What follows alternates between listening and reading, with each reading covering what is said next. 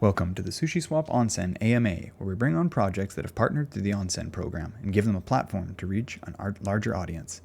Today we're here with Yihos from Axie. How are you today? Hey, how's it going, man? Yeah, excited to be here. Yeah, awesome. Thanks, Gio.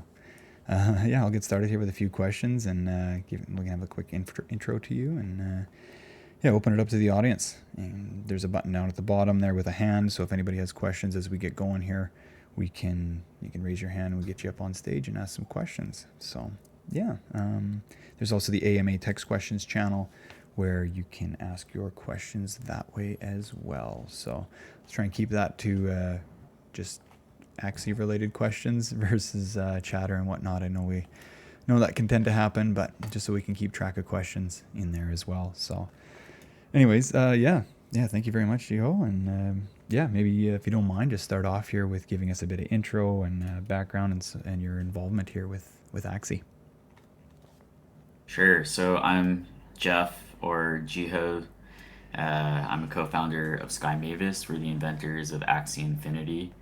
Yeah, the core idea behind Axie is to introduce the world to something that's new and a little bit scary, blockchain, through something that's fun, relatable, and a little bit nostalgic. So yeah, I think a lot of people probably know what Axie is. Cute pets that you can battle. I guess the key ingredient is that rather than taking 100% of the money generated by the game developers or Sky Mavis, we only take a portion of the in-game spend or GDP even, right? So yeah, I think like our goal is to bring economic freedom to gamers. I think we just hit around we just hit over a million daily active users. We've done $1 billion in lifetime marketplace volume. So that's in peer-to-peer transactions. Yeah, a little bit about myself. I'm a lifelong gamer, a lifelong collector. So I grew up collecting insects and fossils with my dad. He was always kind of dragging me along on different expeditions. Um, yeah, the first thing that I ever did on the internet was play StarCraft when I was 6 or 7 years old. So yeah, I'm used to, I kind of grew up with this idea that gaming could introduce new technologies to new audiences. Um, so yeah, that's a little. I guess that's a little bit about myself. Yeah, perfect. Yeah, thank you. Yeah, and so like, what was some inspiration, I guess, behind Axie? Like, what's inspiring? I know Pokemon was kind of a part of that, but yeah, if you don't mind indulging us. hmm Yeah, I mean, s- a lot of us that were co-founders of Sky Mavis, we never found blockchain too interesting, right? It was just a lot of people who cared too much about the price. There were kind of like a lot of like scammy ICOs that were happening. Um, so we weren't too interested in it until we found out about NFTs. And that when we learned, so three of us actually met playing CryptoKitties, and Hmm. instantly we saw, right, like, okay, this is just a basic proof of concept, but this could really work well with a fun game, a game that could actually retain users and grow over time. So yeah, so I think like we set out on this goal to build the first kind of fun and enjoyable blockchain gaming experience. Hmm. Um, so yeah, I think like that's kind of how we got our start. Gaming, right? Or sorry, digital pets have huge appeal, right? You see how big things like Pokemon can get, right? Because they sit at the intersection of many different demographics, right? So there's gamers, there's pet owners, right? So gamers are Hmm. around 3 billion. There are around 3 billion gamers, 2 or 3 billion pet owners, right? And then I think we're also tapping into this new market for gamers, which are like underemployed people, right? So Yeah. there are just so many people in like emerging markets that, yeah, like love the idea of a game where they can trade their time and effort for real value. So this also like I think increases the total people that would be interested in using Axie. So. Yeah, incredible, incredible. Yeah, it's so good to look at being able to convert your time into something valuable versus like, I mean, as addictive as Candy Crush was for everyone, that was not sure that was the best use case for people. It was more of an expenditure than it was, actually creating value and helping people out. So, yeah, that's very cool. Do you mind just like kind of giving, for those that are unfamiliar with Axie, maybe just give us a quick overview and kind of gameplay and just how it all works and what's kind of going on? Yeah, so Axies are digital pets. You can battle them in 3v3 card-based battles. You can also breed them. The only way to create new Axies is to breed them. So you can kind of think of Axies as the entry tickets into the universe. These entry tickets, these Axies can only be created by other players. Um, so yeah, Axies, they can be used to earn a variety of in-game resources that are tokenized, right? So there's SLP, there's smooth love potions. There's also Axis tokens. So yeah, Axies get priced on a variety of things, right? Like first of all, how cute they are, how rare they are in some cases, but also right their ability to generate token flows over time. Right. This also means that right, like Axies aren't priced like traditional game assets. They're often priced right, like kind of like a yield generating asset. This also means that they can be priced kind of like cars in a way, right? So it's Mm-hmm. like Axies are quite expensive, I guess. If you look at it from a conventional standpoint, Axies I think are around $200 to $300 each right now, and you need a team of three to play. A lot of people ask, you know, yeah. Anyways, so that's basically how it works. Axie isn't just one game; it's an entire universe of games. So we're working on an upgraded battle system that will go live hopefully later this year, at least for public testing. We're also working on a land system, so you might think of that as something like Clash of Clans Mm-hmm. and Animal Crossing, kind of combined with token farming. Uh, I think people are really excited for this, right? This idea of being able to actually farm through a game, right? Yeah. Like harvesting kind of like Farmville tokens, but you're actually imagine like harvesting Axis, right? Which is Yeah. now I guess on like Coinbase or Binance, right? It's something with real liquidity that you're earning through a game. Um, so yeah, uh, and Yeah. Sushi obviously. So yeah, Yeah. yeah, so that's Axie, I guess. Yeah. Very cool. Very cool. No, it's really cool to see such unique ideas coming out of this too here to help token generation and have get people involved in within the tokens and within growing that into the game space as well. So yeah, just touching on the Axis token as well, and yeah, the smooth love token. That was you mentioned that as well. But yeah, like those are all both available. Or sorry, the Axis token is available on Sushi as well, and is part of the Onsen program.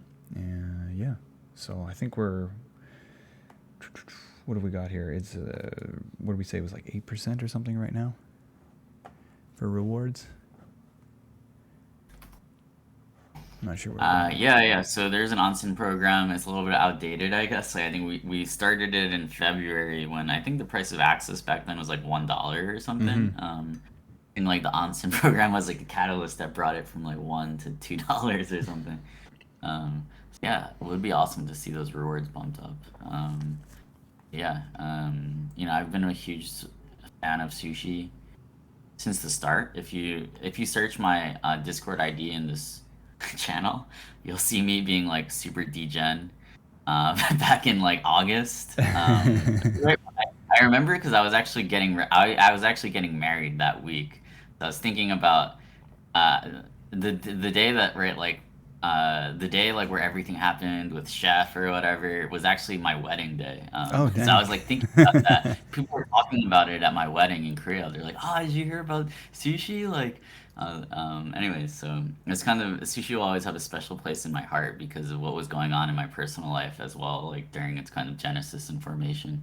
Yeah, And cool. yeah, if you check out like my past messages, like I'm not gonna delete them, and they're probably just like super basic, but yeah, it's pretty. Actually, I still have a DM of sending you good wishes for the wedding. So I have it when we That's launch. funny. That's funny. Yeah. Awesome. Awesome. Tango, can I just share a small story about Axie, my personal experience, by the way? Sure thing. Sure. What is the most funny thing about kind of the Axie kind of project and community and so on is vividly remember when actually the project launched and the game was not even there and so on.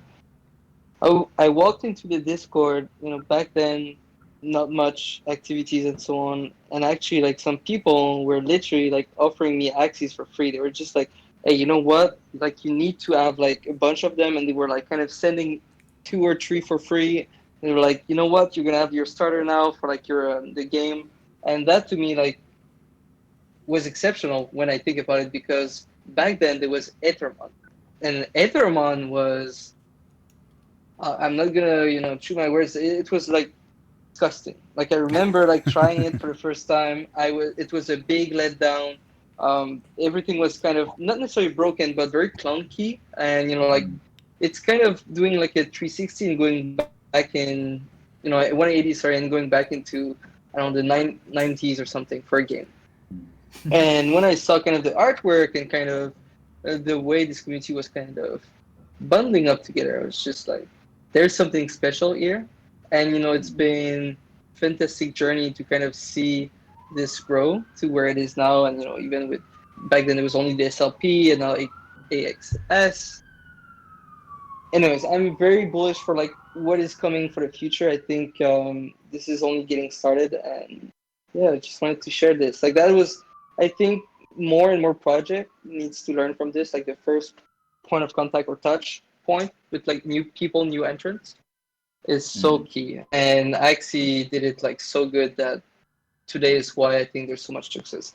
Besides, like the fact that they were able to ship like a very fun project game and like overall, yeah, Awesome, even man. like the That means land, a lot to me. like Ronin is such a success, man. So, anyways, Thanks, man. Yeah, that means a lot to me. Yeah, I do think that this is one of the issues, right? Is like how do we maintain that tight knit community feel as we grow to hundreds of thousands of people, right? It's like it was easier back then. There was less excitement back then, but it was easier to be like a tight knit, long term thinking community.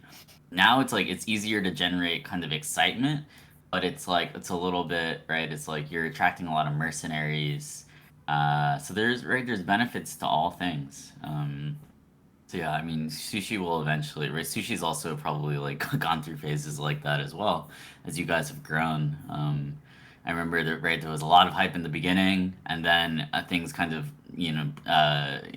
got strange, right? So you had to go back into community building mode.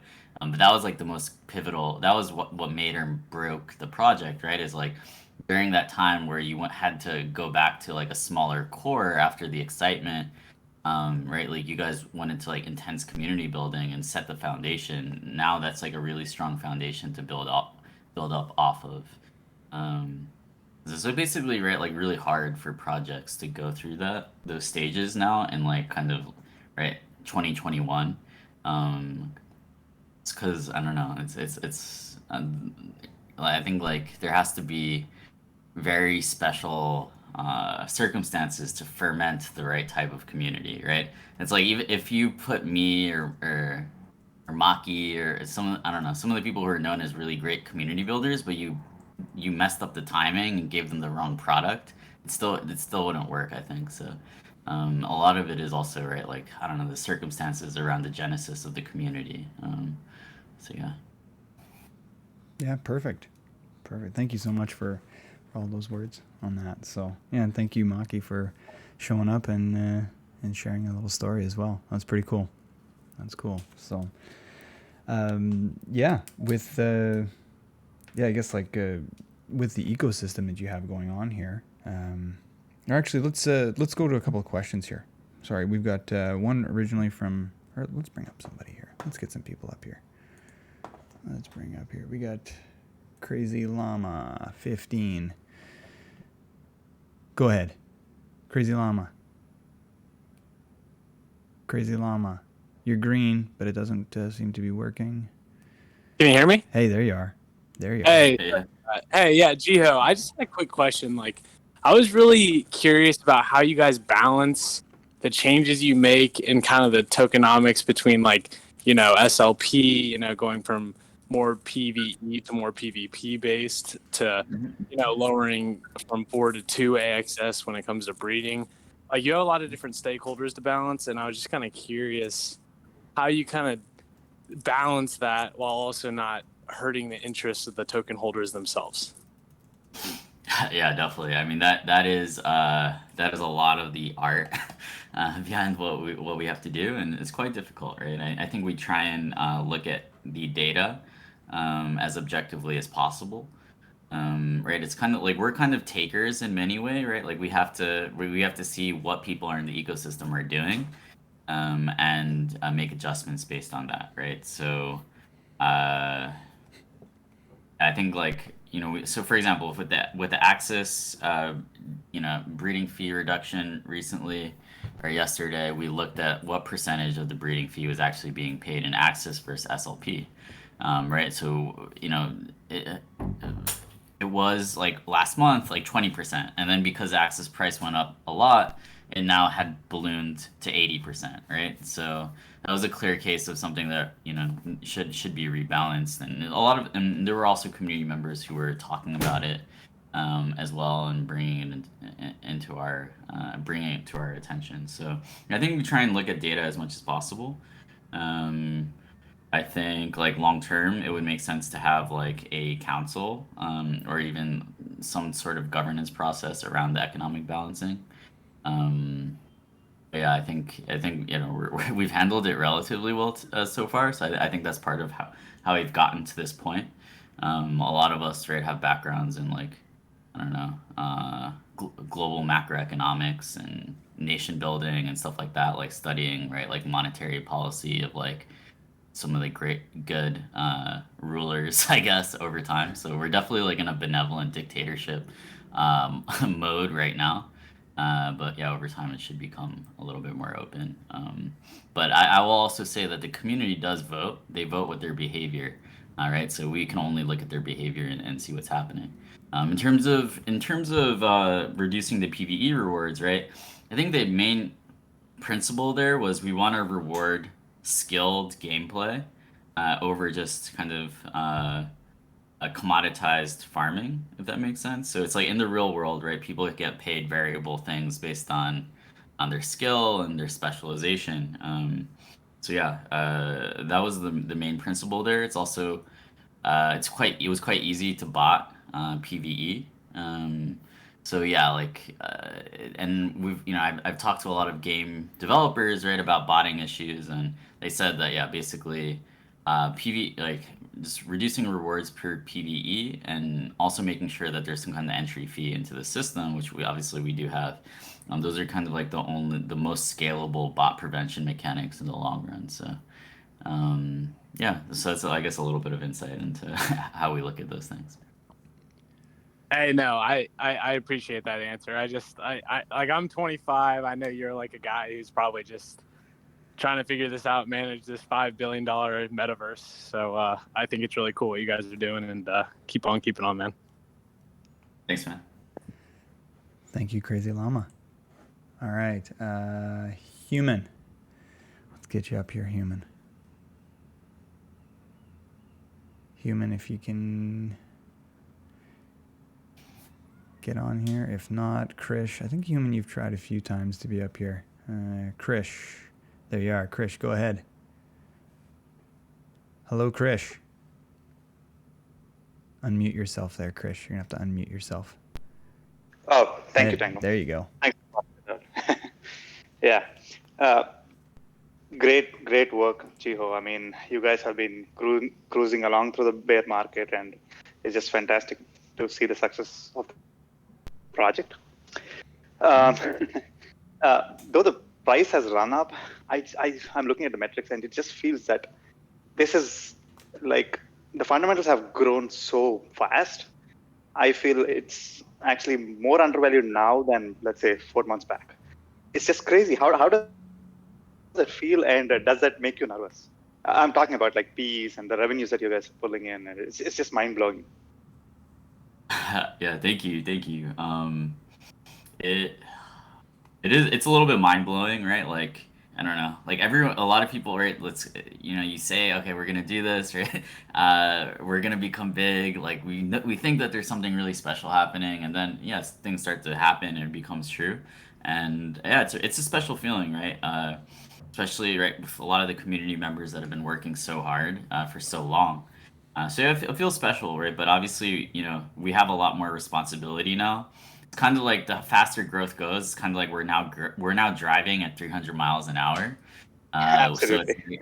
right. So it's kind of like this. It's an exhilarating feeling, but it can also be kind of scary, for sure, right? And then you also have like people who are kind of mercenaries that kind of join the community, right? Like because of the hype, and it can change the dynamic a bit. So yeah, there are all these kind of things that keep us level and grounded and focused, and the work is far from over. It's now right, like we have a chance to do something really really special. I think like to even become like the first cloud nation, right? Which is gonna like right? This idea of a social network, a cultural experience, and fun game, and as well as an entire digital economy, a system of property rights, all intertwined. So we have a real chance to make progress there, and to I think become a model that even other yeah for the rest of the space. So yeah, I think it's really important for us to just stay focused. Yeah, for sure, for sure. Uh, Tangle, if it's okay, I'll just say one anecdote. I think it'll be funny. Sure. So about like 4 months back, I was telling my friends, "Hey, you got to buy some Axie. I mean, it's awesome. I mean, I'm seeing all the numbers growing up. It's just crazy about the amount of activity that's happening." And my friends thought, "Okay, this guy has lost it." And now the price has gone up so much, and I go back to them and I tell them, "Okay, this is more undervalued now." Then now they're like, "Okay, this he has completely lost it." Anyhow, thank you for the opportunity, guys, and great job, Jiho. Congratulations. Thank you, thank you. Thank you very much, Krish. Appreciate the kind words there. So, okay, I'm just gonna bring a couple of questions in from the AMA text questions. I've been wanting to participate, but the cost to get started has been too high. Are there any plans to reduce the barrier to entry? And that's from Poussons. Sure. I mean, so I guess one of the dynamics here, right, is that axes can be used to generate yield. So anything that generates yield is going to be priced as a function of its expected future yield.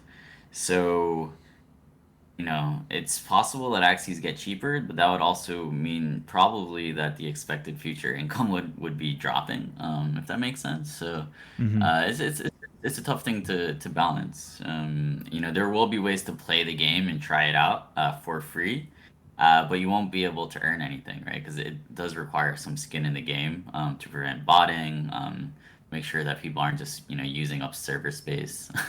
um, uh, so yeah, it's a little bit of a tough thing to balance. One of the ways to look at it is Axie is kind of like this. It's also a social network. It's also a club. So yeah, like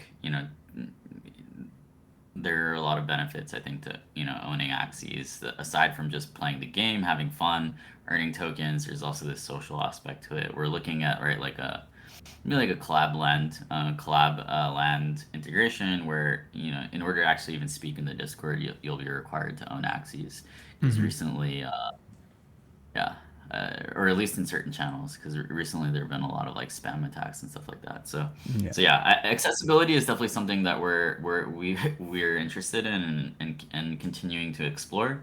Right, it could be that we even like make game modes or mini games that you could use like one Axie to play with. But yeah, I think like right now Axie is kind of in its like maybe Tesla Roadster stage, right? Where it's kind of like a select group of people. It's like an experimental new technology. The number of people who can own and get into the system are relatively small. But yeah, over time, there will be new models and maybe new ways of getting involved that might be less expensive. All right. Cool. Thank you. Thank you. One other one here from Vintage. I guess there's two questions here. Love how you guys are changing the world. Your team recently rebalanced the Axie economy. Question one: how independent is Sky Mavis in these types of choices? Does, for example, Mark Cuban assign a proxy advisor or even get hands on these types of decisions himself, or is your team operational around strategy and economics fully independent? Yeah, that's a good question. So we're fully independent. Our our investors in Sky Mavis, they basically will only do stuff if we ask them to, or right. They don't have any like control over us.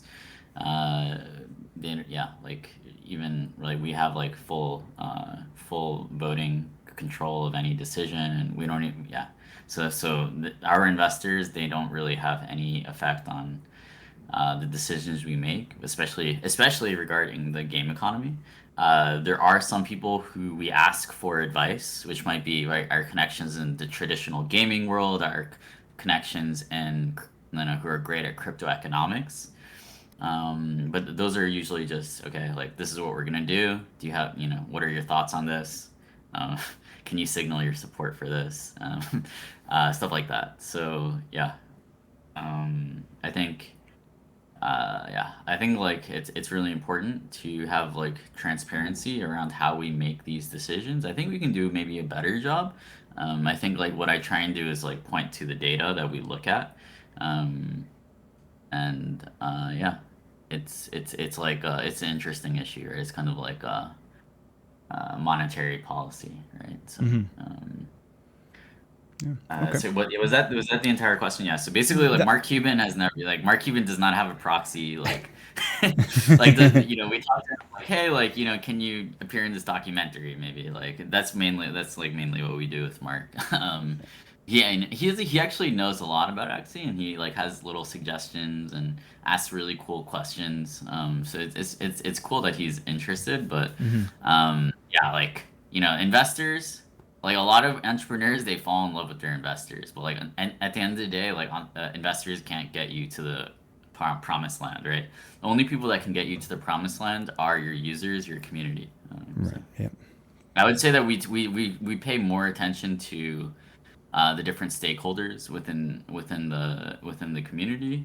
Obviously, right, right, everyone has their own little lobby, right, based on what part of the economy benefits them the most, right? So everything needs to be taken with a grain of salt.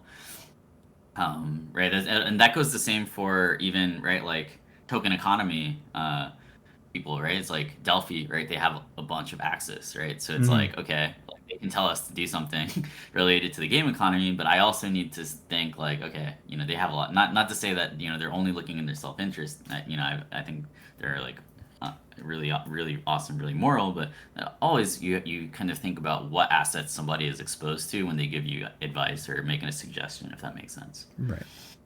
Yeah. Okay.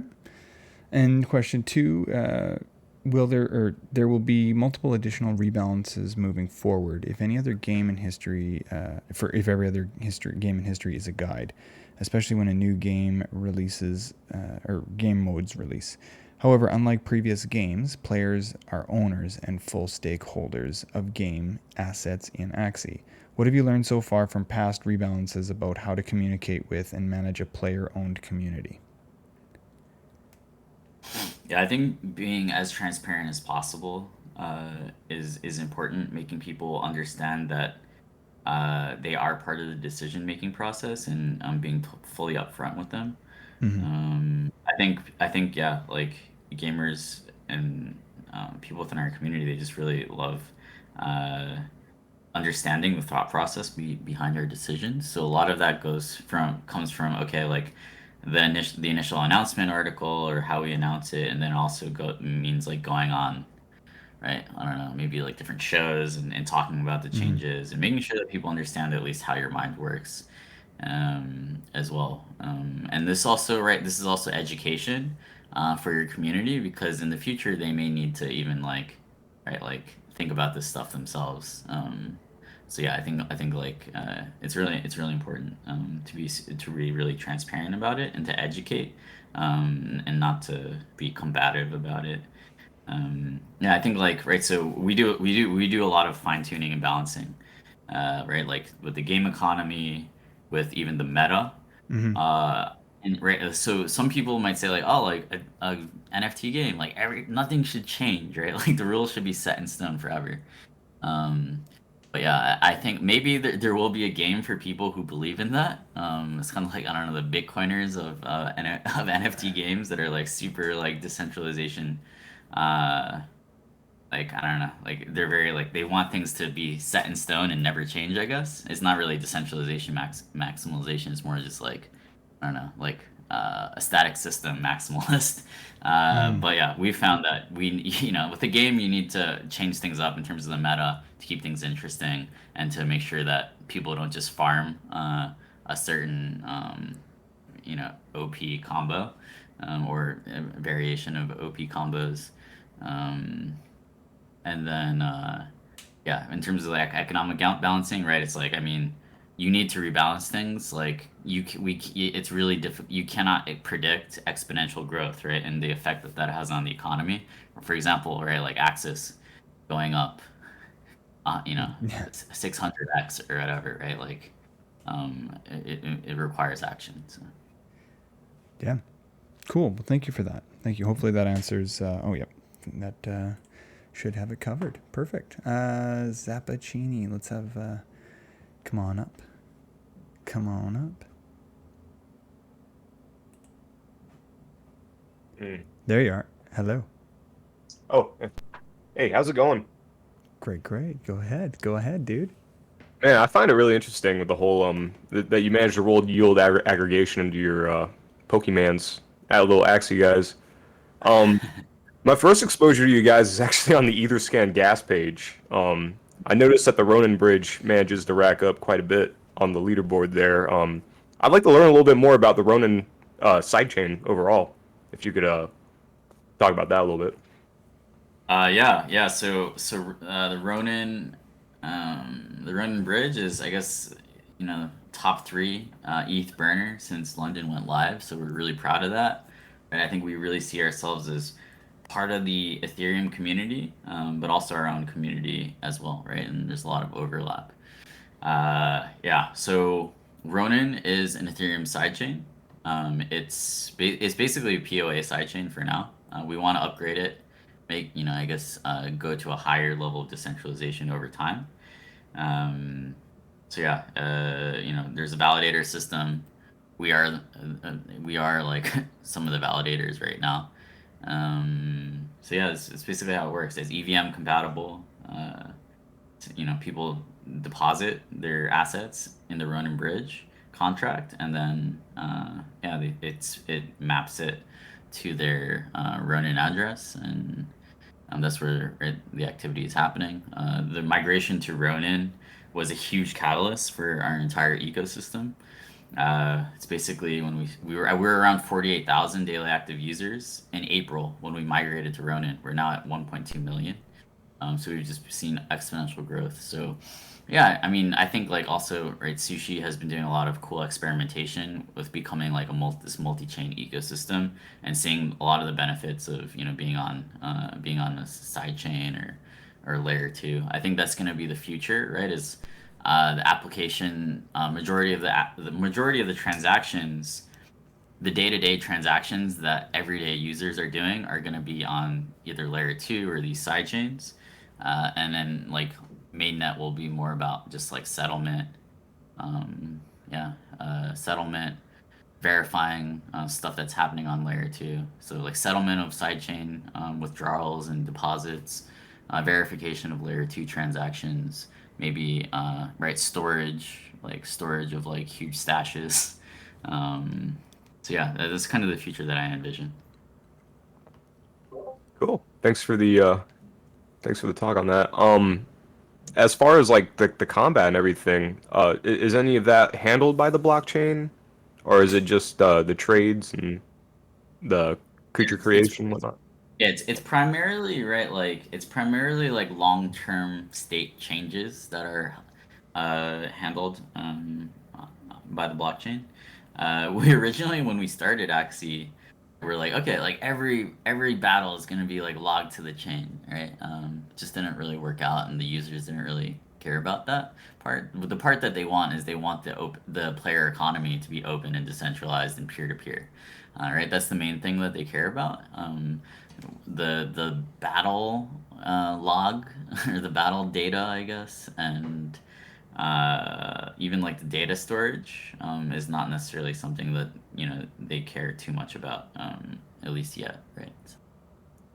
Okay, cool. Yeah, I figured it caused like a lot of friction if every single move had to be, like, yeah, logged, right? So what we do is so basically, okay, so you battle.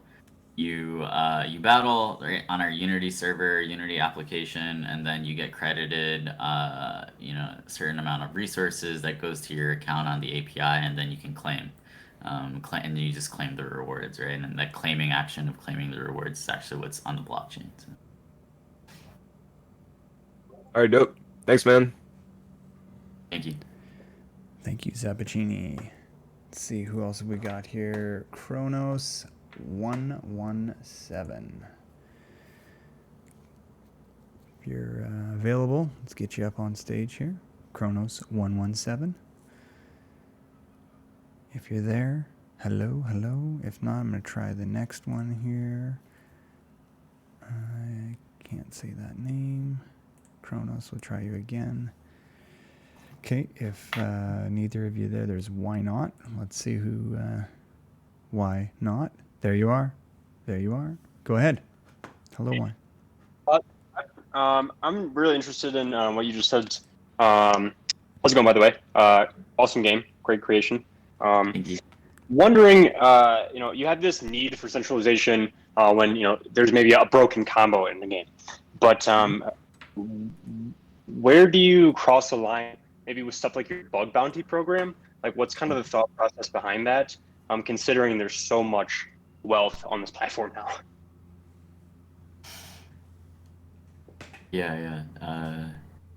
It makes sense. I think as Ronin, right? Ronin, I think just crossed $1 billion in value locked on the bridge, right? So security is, over time, is going to become a larger question that we need to be really careful and cautious about. So I think that working with, it's not just about having a bug bounty program, to be honest. Like those are not, and it's not even about working with auditing firms. Auditing firms are, to be honest, like have dropped the ball many times in this space. I think it's about like figuring out who are the best like security experts and becoming friends with them and having them take a look. To be honest, right? It's a lot. Unfortunately, that's the state of the space right now because the auditing firms are kind of a mess. To be honest, bug bounty programs is like, I mean, if someone actually finds a critical bug, they're like, are they gonna take? You can't give, right? Like you can't have a bug bounty program that might like incentivize someone not to drain hundreds of millions of dollars, right? It's like, it's just like, it's not practical, right? So I think security is it's a huge thing that we need to think really carefully about as a space, as a team. There's no perfect answer. I think it's kind of like trial by fire right now out in the space, and I think a lot of it is about, unfortunately, building connections with like the top security experts and having them to kind of personally take a look. For example, the Bancorp team is really great at actually like security audits and stuff like that. Why? Because different aspects of their ecosystem kind of require that. So it's like, I think there are all these like hidden tricks, I guess, and ways to get your stuff looked at that isn't like, oh, like, yeah, I'm gonna sign up for an audit with X team. You need to be a little bit more thoughtful, I think, and maybe creative than that. Luckily, right, because Axie is so well known, there's so much at stake. We do have a lot of people who are willing to help us out and take a look at things and verify and make sure that things are okay. Does that make sense? Definitely, yeah. It's interesting just to see that it's almost like it's like crossing like a social kind of boundary at this point in time. Yeah, there. It's not just right. I mean, yeah, like it's like you have to basically use the traction and the social capital that you have to actually get the people who know what the fuck they're talking about to take a look. So it's unfortunate for like small projects, right? Because they're not going to be able to do that. So hopefully, right, like that's kind of like where the friction in the space is with a lot of these new projects getting hacked, even after audits. Right. That makes a lot of sense. They have like no attention pretty much. Yeah. Cool. Awesome. I think like if you apply for like a standard audit, like and you just go on the waiting list, it's like I don't know 8 months or something I've heard. So it's So it's like like 10 years in this space. yeah, it's like auditing is so like broken to be honest right now. So yeah, it's something that needs to be figured out. I don't know. I feel like there could be a product around it or something. So For sure. yeah. Sweet. Awesome. Thanks, Cool. guys. Thank you. Why not? Appreciate it. Okay, another question here from the audience. Do you estimate an average price or price bands that you want the SLP to hold? That might be a bit of a speculative question, but Yeah, I mean, I think like they're rather than looking at the SLP price, some of the things that I look at is right like is our breeders properly incentivized to create Axies? Yeah. Is the breeding system doing its part in expanding the Axie supply at a rate that is conducive to growth? That's kind of the more of the way that we look at things, rather than saying, oh, like SLP needs to be in a set price range. yeah. That equilibrium price can shift based on where we are in terms of like a growth cycle, hype cycle, bull market, bear market. Yeah, So yeah, a lot of variables there. it's quite complex, but Yep. so one thing we have to think about is okay, who are the stakeholders that are affected by SLP, right? It's like the farmers, the battlers, the breeders, right? And then like thinking about okay, is there anything that we can do to better serve these stakeholders within the ecosystem, right? Sometimes that might be right, like okay, right now Axis or like yesterday Axis was 80% of the breeding fee. That was not good, and was I think like basically causing Axis holders to extract too much value from the ecosystem. Right, like you want there to be some value accrual to the governance token, but you don't want that value accrual, right, to be so high that it's choking out growth. So yeah. Cool. All right, that. And then just the second question from Kafir was, in which continent do you have the biggest players? Well, so we're quite big in Southeast Asia. So Asia, I guess, is the continent. Like I think around 40% of our user base is from the Philippines. Yeah. I think it's because it's kind of like these emerging economies have really young populations that are interested in mobile gaming, kind of interested in blockchain, and yeah, underemployed. Yeah, but we're also seeing a lot of people coming from South America, and we also have a fair number of like North American and European users. It's like geography can often be correlated with stakeholder profile. Right. So the cool thing about Axie is a coalition of many different stakeholders working together in a similar direction, I guess. So a lot of the people from North America and Europe, they might be collectors, they might be access holders, they might be managing scholarships. And then yeah, the people from South America, Asia, Africa is starting to get into the mix. Oftentimes they'll be right like workers within the economy. So Yeah, perfect. Okay, well, thank you very much, Joru, for the questions, and Jiho for the answers on that. So, yeah, cool. Let's see what else. If anybody else has questions that wants to come up here, please raise your hand down at the bottom, and we can get you up here. And just a couple other. Let's see what we had here for. Will there be a cross integration between the current Axie Infinity game and the new upcoming free to play new Axie Infinity Mm. Okay, I'm looking at it. So yeah, basically, right. So we have an upgraded battle system coming out that's called Axie Infinity Origin. Uh, yeah, like the plan right now is to run them concurrently for a bit, and then to observe the behavior and the response from the community. Um, so yeah, I think that's what he's asking about. So yeah, right Okay. now, like the idea is to run them concurrently and then see if we end up retiring the old version or I guess keeping it around in some form or capacity. So. Yep. Cool. Cool. All right. Let's see. We've got Jasper, the friendly ghost. That's the name of my dog, by the way, Jasper, or my Nice. parents' dog. So. Nice. Jasper, if you've got, you've raised your hand, we want to get you up here. Jasper, come on. Jasper. No. They chose not to. Anyway, yeah. I don't know if there's any like further questions here. Please throw them into the AMA text questions, or like we are trying Question to. for Gio. Yeah, go ahead. What is your favorite sushi, sir?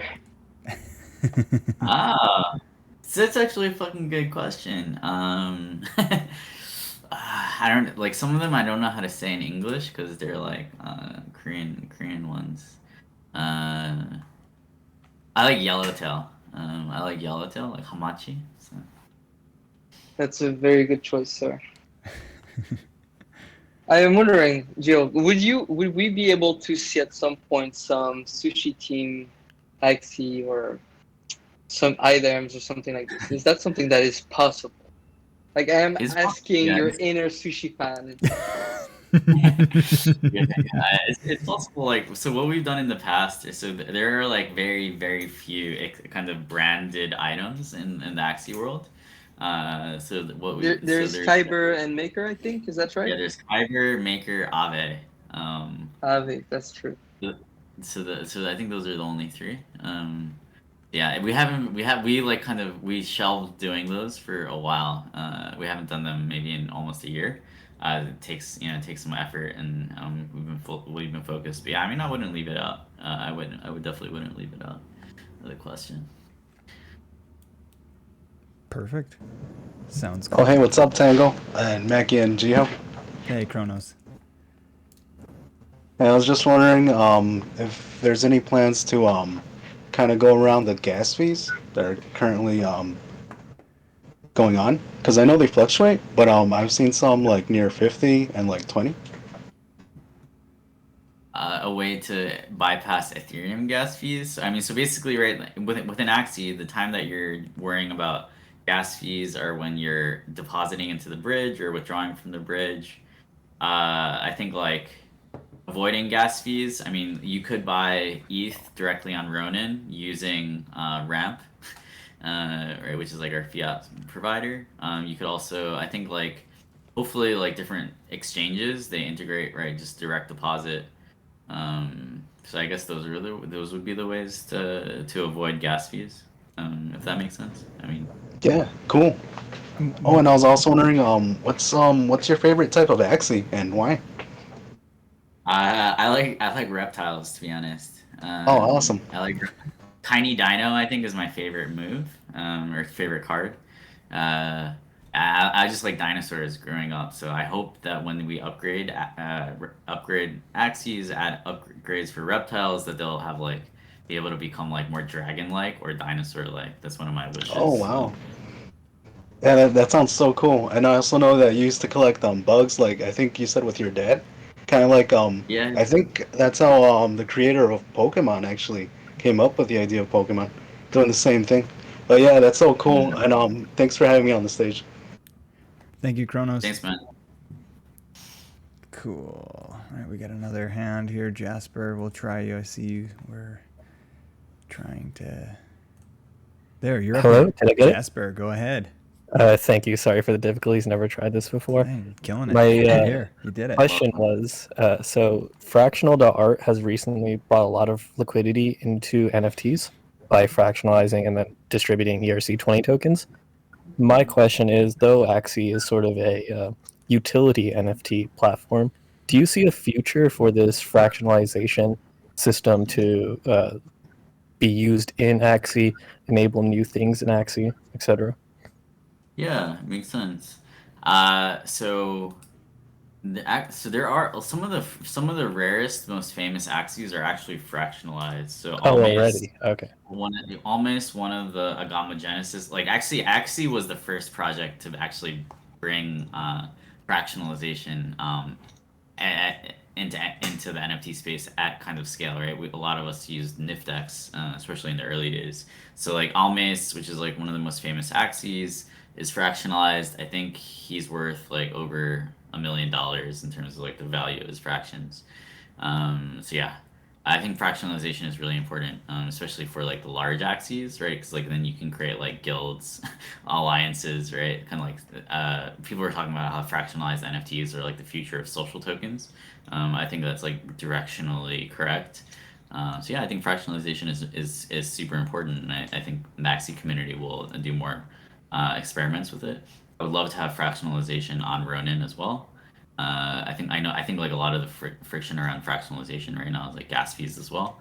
Um, so yeah, uh, I think fractionalization is super interesting and should be explored more.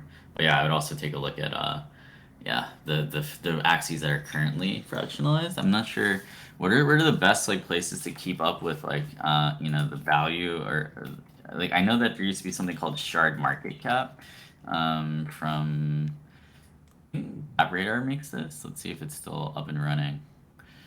Yeah, I mean, so you can see that there's the Ape Punk, right, which is like 7 million. What is the site you're using again? Sorry. It's called shardmarketcap.io. Yeah. I'm gonna put it in the text channel. Yeah, thank you. Yeah, I'm not sure if it's like totally up to date, but this is what I used to look at. Cool. Yeah. Okay. Well, no, that's good that that's there. Appreciate that, and hopefully that answers you there, Jasper. Thank you. Thanks for coming up.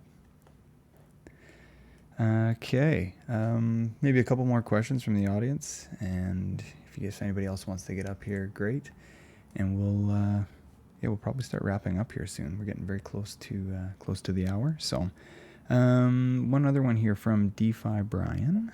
I'm very interested in learning more from a user acquisition standpoint. How can we bridge GameFi users into DeFi? Would be awesome if there was a way to help users move their GameFi earnings into a yield farming pool, and I was wondering if Sky, Mavis, or Axie have explored any beta tests of this. Example, 10 Axis tokens, liquidate half of the ETH and provide it into a Sushi LP pool of Axis ETH. I mean, I think majority of our users have used Dexes. So like we've onboarded hundreds of thousands of people into Dexes, no doubt about it.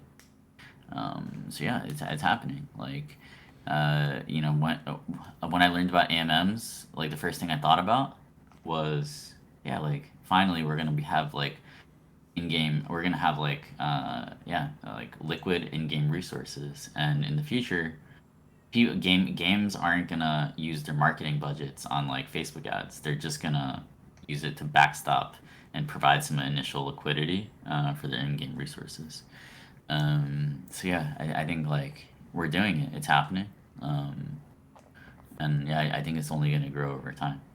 Yeah, beautiful to see. And yeah, we're interested in making like our own decks, which might even be inspired by Sushi, and integrating it directly on Ronin as well. So. Cool. Yeah. If anybody else has last questions to hop up on stage or in the AMA text questions here, what is the future of Axie Infinity? I think the future and beyond. Sushi on Ronin. What about just sushi on your Ronin? We'll see. So what was the question? I don't know. I'm just kind of like chatting about the stuff that's in here. People were saying like, what is the future of Axie Infinity? Well, I think that's Yeah. there's a big future there. I think that's a bit of a I can try and answer this, right? So I think the idea behind Axie is at its core we want to bring economic freedom to people, to gamers, and gamers are almost half of the world's population. So yeah, I think right with Axie we're already starting to see this more than a game. There's a culture forming. There are really deep social connections and friendships between people in totally different parts of the world. There are workers that are immigrating to this economy. So I think that it can we can become something larger, like kind of a digital nation state. And so I think I think that's something to keep an eye on. So I think we can kind of provide a new model, be a new type of product where yeah, people are right. So some people are starting to have more loyalties to the Axie community than they are right to their own like country. Right, we're now in a we're now in like a time where a lot of people they feel like they're even being persecuted, right, by their home countries and feel increasingly alienated. So I think, yeah, I think that's a really important part of our mission. Is it's not just about being a new gaming model. It's not like oh like when free to play was created. I think it is really about games are becoming increasingly important part of our lives. We're spending more and more time online. So I think there's a huge opportunity to morph into something that doesn't really fit clearly into any of the pre-existing kind of ideas of what a game is, what a product is. yeah. No, awesome. Thank you for all of that and explaining and expanding further. So, yeah, I think kind of running the questions are just about ending here. We've got we kind of touched earlier on how Axie kind of blew up and what I guess what separates it from other blockchain games. I guess maybe we could touch on that a little more, but I don't know if you have a quick answer for that. I think this is about the community and about the art and the fact that we started building during the bear market. Okay, cool. And yeah, Axis is the first crypto state. Hopefully, like something like that. I think like I don't know. People have written about this in the past, right? Where like basically the next nation will form in the cloud first and then become physical over time. Um, the physical part of it is just like you need some kind of like security, right? Like you need to make sure that people feel safe, like uh, when they're asleep and and when they're at in their VR headset or something, right? Like that place that they're logging into the metaverse from or whatever is, yeah, is safe. Yeah, exactly. Balaji actually he sent me that article the other day. It's just like surreal. So Cool, cool. Decentralized physical infrastructure at server level has become a big topic for many projects to avoid having front end censored. Have you guys planned anything around global scale on the hardware side? yeah, I think that's something really important. Korea just like tried to block our front end but failed. Like it's like you can just get to our front end if you search for it rather than typing it in like the URL bar. So, anyways, but yeah, it's gonna be something that we have to deal with.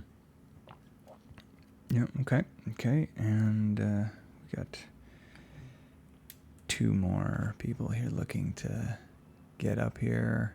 Saber. Sure. Well, these will be the last two from the audience to come up here, and then we'll start wrapping up. But Saber and or Winning, whoever gets up here first, you guys winning. Look at that, winning. Can you hear me? Yeah, you bet, Winning. Go ahead. Right, Jiho, my question to you is in this new kind of model of gaming, how do you see the role of some of the traditional gaming companies that are the leaders right now? You know, when you think of Take-Two, Activision Blizzard, do you think they'll start integrating some of these economics into their games, or will they just be displaced by, altogether? Yeah, I don't think they're going to be displaced. I think there's still always going to be maybe some demand for games that are only about fun. I do think that the demand for games that are about being more than a game is going to be actually much larger. I do think that yeah, they might run experiments using NFTs, right? So there's different like aspects, there are different tools, kind of that are part of the decentralization stack, right? So it's like okay, you can use NFTs to decentralize the in-game player-to-player market, like will these right, but then there's also okay, you can decentralize entire ownership of the game, right, which is where we've gone, which is an entire step farther than just like integrating NFTs, right? It's like okay, I think they might do some kind of little experiments around NFTs, but like is Activision ever going to release a governance token for World of Warcraft? It just like seems or something like that, right? It just seems like super unlikely, and I think like that's kind of where our edge is too, right, is around like the tokenization of in-game resources, adding governance token, right? It's not just about like I don't know the in-game items. It's about I think like all of the ownership of all of the assets related to the in-game economy. Like NFTs are just like the most obvious choice. That's even like a lightning rod. That yeah, if they do that, they're gonna do. It's gonna be cool or whatever. They might get in the news, but honestly, like even for Axie, it wasn't until we right like introduced the governance token and the tokenization of all the in-game resources that we were able to actually like uh, kind of add this compelling benefit for everyday users. So Very helpful. Thank you. Awesome. Yeah, thank you very much, Winning. Appreciate it. And yeah, okay, one last one here from the audience. Can you elaborate on what access holders will be able to do? Any last little comments on that? Yeah. I mean, so access to the governance token. So we have a treasury right now that has, I think like, hundreds of millions of dollars worth of assets in it. Some of that is Axis, some of that is ETH. I think there's around 20,000 ETH in there, maybe 25,000 ETH in there. So yeah, right. So I guess like the governance might enable turn on a fee switch, and that would start to distribute part of the treasury to access holders over time. So yeah, I think we do intend for it to be right, like we are aggregating value to that treasury right now, and then right, so this kind of like a tiered process, or there's kind of like a roadmap for the treasury, and the access rights, right? So it's like first we would add the staking dashboard that might come with right like issuance, rewards, and then after a certain amount of time, we might add turn on the fee switch. We might then add like certain requirements like voting or even playing the game, at least over once in a while, to be able to claim rewards.